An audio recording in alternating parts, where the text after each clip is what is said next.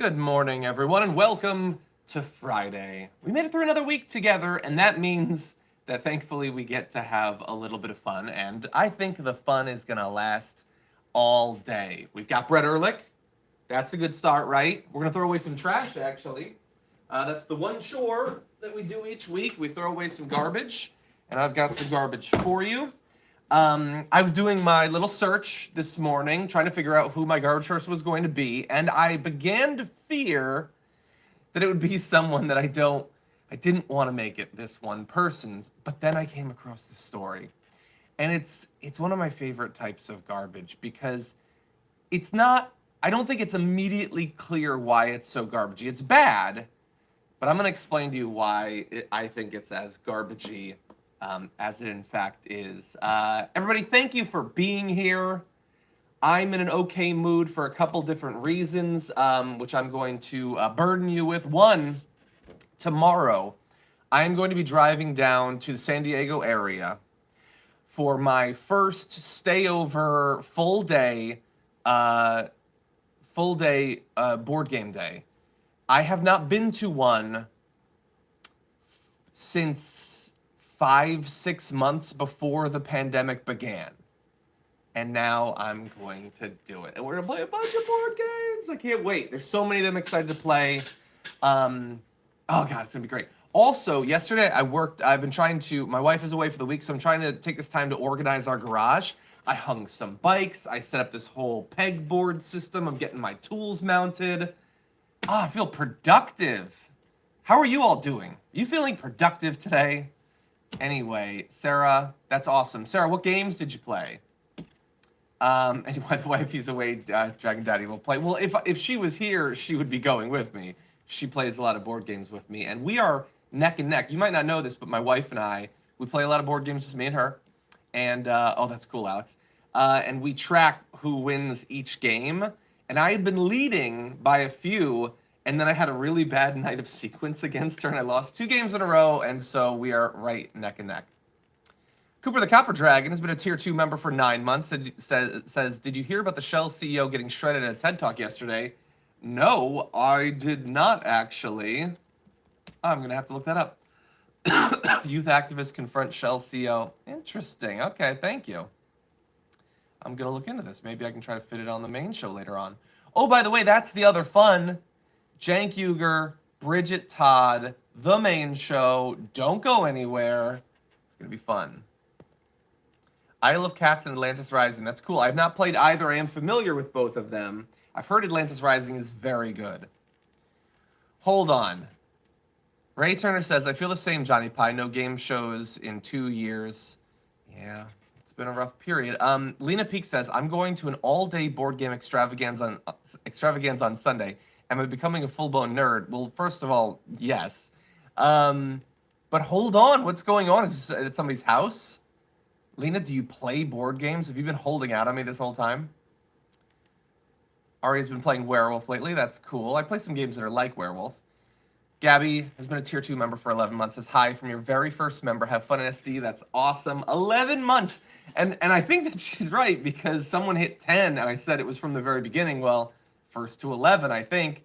Thank you. Almost that year mark. Really appreciate it. Hope you've enjoyed the top 10 lists. Oh, I'm going to give you an early preview. Okay, so if you are a Tier 2 or Tier 3 member on YouTube, you get access to our top 10 lists. And we're going to be doing on Monday, I believe with Francesca, you know that meme that's been going around, the red flags? Like things people say that are a huge red flag? We're going to do our top 10 red flags. I think it's going to be fun. Gail says, I'm getting a lot done by miracle of chocolate peanut butter ice cream.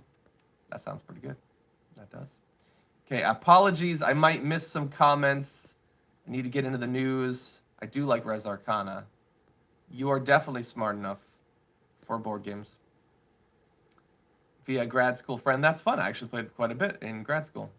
And Lena, yes. You can DM them to me if you want. Paris says, you lucky man. Thank you. I'm lucky right now. I'm lucky with what we're doing right now. Alexander says, hey, John, recently found out an old high school band director was exposing himself to middle school students for years. He's in Keller, Texas. Jesus, this world. Forbezilla, I'm sorry I didn't see it. I appreciate it, though. Thank you. Kyle, that is messed up. Anyway, okay, let's get into some news, everybody. We got a full packed rundown. The theme is sort of people in schools behaving poorly. And we're not even going to get to all of them, by the way. But I did want to let you know, we were talking earlier this week. We've done a lot of water-related stories this week. We were talking about Benton Harbor, Michigan, which has lead levels that are higher, apologies, than Flint at their peak. Just saw today, Governor Gretchen Whitmer has said over the next 18 months, they're going to be replacing the lines. Supposedly. She's apparently previously proposed removing service lines within a 5-year timetable, which, like, if you are literally having to use bottled water to bathe and wash dishes and stuff like that, being told in a half a decade will get to you is not acceptable. 18 months is still a long time, but they have pulled it to that tighter time period, and so that is good. You would not have this if not for the activists in Michigan, in Benton Harbor, who've been trying to push for this. Thankfully, the media covering it as well, and so great work to everyone there. It's going to save a lot of people a lot of money, a lot of needless added difficulty for their lives, and also for a lot of them, because many people did not know how bad it was until very recently. Even though it's been bad for years and years and years, it's going to save them a negative impact on their health as well.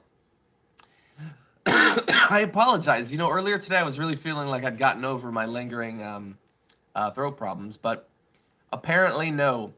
Mom Bear Dragon says, there was a black woman in Alabama missing for 2 weeks, found dead in police van parked in precinct parking lot. Check it out for us.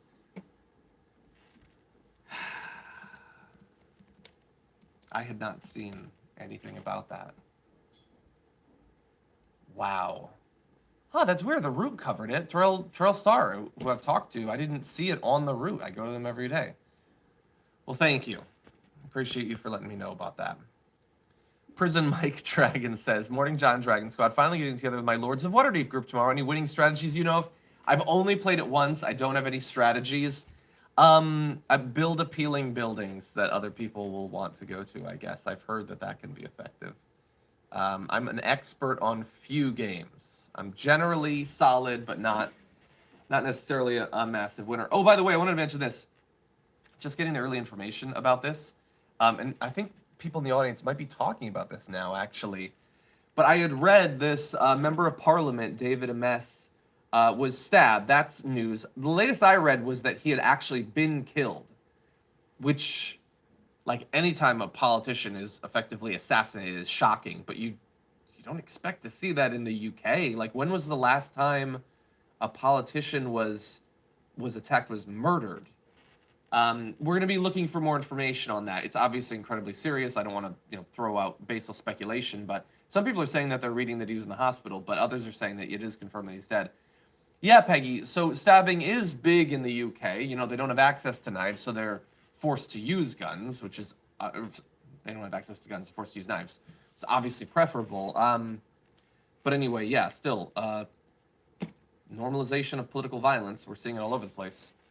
Jason P says, John, Taste of the Philippines is going down tomorrow on the waterfront in SD. Check it out for some tasty treats and fresh air between board games.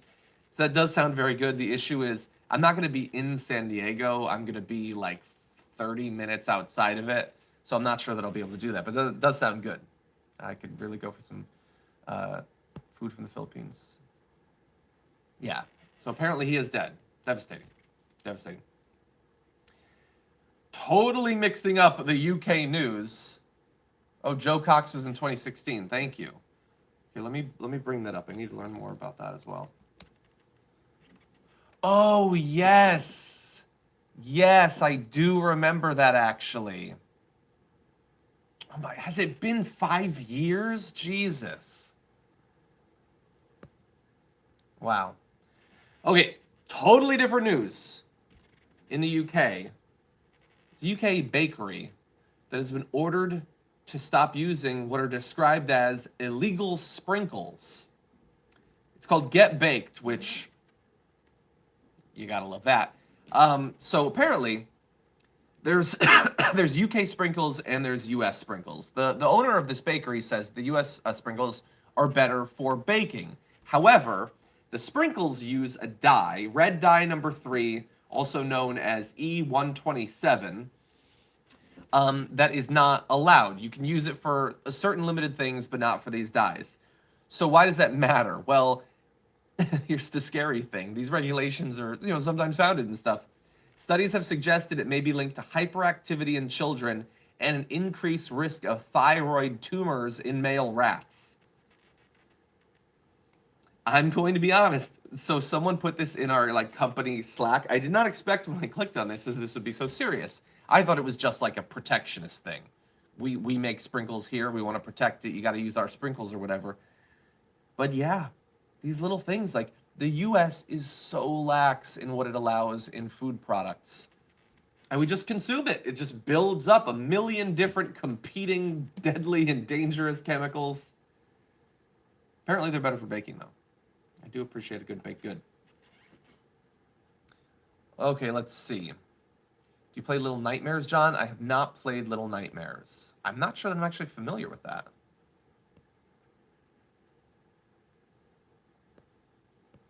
Okay, everybody, if you could hit the like button, that would be great. We're not at 1,000 yet. By the way, I saw this news. Russia is launching its own version, sort of a spin-off. Do I have a dog hair? Yeah, there's dog hairs. Well, so I cuddle. So my wife is away, and my dogs love my wife. So they're, devastated by this. So I've been cuddling with them nonstop to help make sure that they know that they're still loved and haven't been abandoned.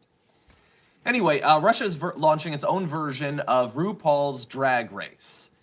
Which, hey, that's good. It's productive. It's progressive. Hey, you're going to have this thing. And the reason that's amazing is that obviously Russia is, hardcore anti-LGBTQ. Socially driven by their political leadership. Here's the thing. The version that they're launching is going to be stripping anything that could be inferred as having to do with the LGBTQ community, everything. They say that they are going to be starting off the show with a disclaimer, and the disclaimer says the show is, quote, not aimed at forming non-traditional sexual attitudes. Well, God forbid. I mean, God forbid that you were to watch something like this and your mind would be freed and you'd come up with something non-traditional. We wouldn't want that. So they're going to be stripping that out. And this is consistent with their other media. That's already true on TV and in books and all of that. People are asking great questions about what it's actually going to have. I'm trying to figure out. Let's see. It's hosted by online celebrity Nastya Ivleva, a straight cisgender woman, as the host, and the judges are also straight celebrities. The show revolves around Ivleva to keep it centered on straight people. Jesus, why? Why make it at that point? I mean, look, I guess I don't know what it would be like to be a part of that community in Russia, desperate for literally any acknowledgement or acceptance whatsoever. So I would love to know, is this considered a good thing? Jesus. Non-Human Humanist says, yes, once I ordered chocolate cream powder from US, it was unrecognizable as food. It did not contain any cacao or milk or anything real, just saying. That's America, baby. And yes, Brett is on the show in just a little bit. We only have a few more minutes. Oh God, there's so much I want to get to. By the way, So Catch Dragon says there are lots of cis drag queens. No, totally. No, I'm first of all, LA has a thriving community. That's not surprising whatsoever. But the idea that you can totally divorce it and not acknowledge that there's any alternative to that in the community, or that if there were, that would be a bad thing, that is mind-blowing. But yeah, no, there's nothing inherently that requires crossover in the community or anything like that. But that also doesn't mean that you can just ignore that, pretend that it doesn't exist, demonize that. Ryan Nowicki says, here are some good news. Breakthrough in cancer screening that allows blood testing to confirm and identify any kind of cancer using cell-free DNA. That sounds good. I would need to know a lot more information about how far along that is, how expensive it is, when it's being rolled out, and all that. But that is good news. Just Saying says, hey, John, just finished a short course on EDX about U.S.-China relations, and it was interested to read how U.S. has become a plutocracy versus China, a meritocracy. You give it time. Yeah. But no, I mean, look, the former part of that is obviously a big part of what we talk about here on the show. Glad that you enjoyed reading about it. Okay, let's see. We are running low on time, so I'm going to jump ahead. There's this post on Twitter by Liz Mayer saying this. Former comm strategist for Roy Blunt, Scott Walker, Rand Paul, Rick Perry, Carly Fiorina, so you understand who this person is. I have resorted to burning Pokemon cards as a punishment when my kid doesn't do basic stuff he has to do. The basic stuff is eating. He comes home without having eaten any of his lunch, card burn. He doesn't eat enough dinner, card burn. Bear in mind, my kid is about 4'6" tall at age 7 and yet weighs less than 55 pounds. He needs to put some weight on, specifically muscle. So, I haven't had to try to force a kid to eat in my past. The closest I've come is my dog, and my dog will eat literally anything I put near him. And I get that you have to do that, but it doesn't seem like the healthiest thing in the world. Why not, like, incentivize the eating rather than just punishing the non-eating? And especially, like, it's not just that I'm going to take away something that you love. And probably, by the way, doesn't understand anything about Pokemon cards. Probably taking them at random, and I can only imagine how frustrating that would be. You're burning them? You don't even have to burn them. You could throw them away. You could rip them up. You're burning them because on some level you kind of like it.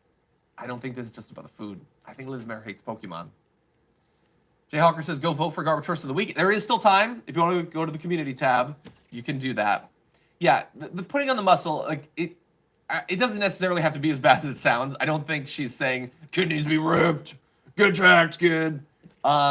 Kids do need, healthy muscle and all that, but that doesn't seem good. Okay, so we are 8 likes away, everybody. Am I going to talk about this story or am I not? 7 likes away. Jeffrey Ritchie Dragon says, correct, Dragon Daddy. You have to reinforce behaviors that you want to increase. Exactly. I don't apply that to myself, ever. That's why I'm really just sliding through my early 30s, but it's a good strategy for others. Okay, we did it. Thank you, everybody. Let's talk about this story. So, this is not the first time that something like this has happened. That someone who owns a restaurant has decided, I'm going to use my restaurant to strike back against those I don't agree with politically. But it's about the first time that I've seen it strike back so hard and so fast against the individual. So, this Trump-loving restaurateur had put up a sign saying, if you are still a Biden supporter, this restaurant is not for you. It says they only serve, it's an Italian restaurant, Eddie's Ristorante in Jupiter, Florida. It says they're only serving patriots of the USA. And how dare you still support Joe Biden at this point? However, not long after doing that, it apparently was not working. Business declined, his phone lines blew up with complaints, his Yelp page was shut down because of the flood of negative comments that came in. He says, I gained some customers, but I probably lost more people than I gained. By the way, if you're admitting that you lost, how much would he have had to have lost to admit that he lost anything at all? Because of how embarrassing that is. The message was too heavy for the guys on the left. No, that's not how that works at all. It wasn't too heavy. It was, I can't take it. Why would you do this to me? It's, oh, thank you. Thank you for telling me who you are. Now, I wouldn't respond the way some of these other people did. I would just stop going there. But no, you're telling me who you are. And I am reacting accordingly. Thank you for giving me that information. It's not too heavy. It's perfect, actually. I know what you are, what you represent. Says he was getting 100 calls a day. And some people were cursing at the hostess, he says. So the hostess is 19 years old. And that is where, no, I'm not a fan of that. The hostess didn't put up the sign. I mean, I don't know what the hostess's politics are. At 19, God only knows. Hopefully more progressive. But either way, don't bombard the hostess. They already have enough to deal with, like, believe me, from the servers, from the customers. Leave the hostess and the waiters alone. And that's why this stuff is so needless. Like, messing with the servers and everything, that was brought on by the guy doing this. Do they agree with this? Maybe some of them do, but I doubt they voted, and they're the ones that are going to bear the brunt of it. Both the negative reaction as well as if business is cut, it's them that's going to be hurt economically as well. So anyway, he has taken down the sign. He's replaced it with a new one. So let's see, how much has he learned? We are only serving patriots of the USA, vaccinated and unvaccinated. Question, in light of the Afghanistan debacle and the border crisis, do you still support Sleepy Joe and the corrupt White House administration? So, no, you didn't learn anything. Will this lead to less strike back? Maybe. It's not literally saying you can't come in, but I don't think a lot of libs are going to like it either. And I know some will say, you know, how dare you? You're canceling this restaurant. The restaurant canceled them. Seriously, that's how cancel culture works. So the narrative around cancel culture. You identify the people who don't want to work there anymore as being cancelers, not the guy who's literally saying you can't fucking come in my restaurant if you don't agree with me politically. Isn't it amazing, that little trick that they play? So anyway, we'll see. We'll see. How would the right feel if IHOP was like, no, you can't get the clown pancakes unless you like Biden? Would they like that? I don't think they would like that. Unfortunately, regrettably, we are way over time. And so I'm going to have to go. We got the show coming up. Brett Ehrlich's going to be there. We're going to be throwing away some trash. You know it's going to be fun. You can stay here. You can go to twitch.tv/TYT. And I'll see you then.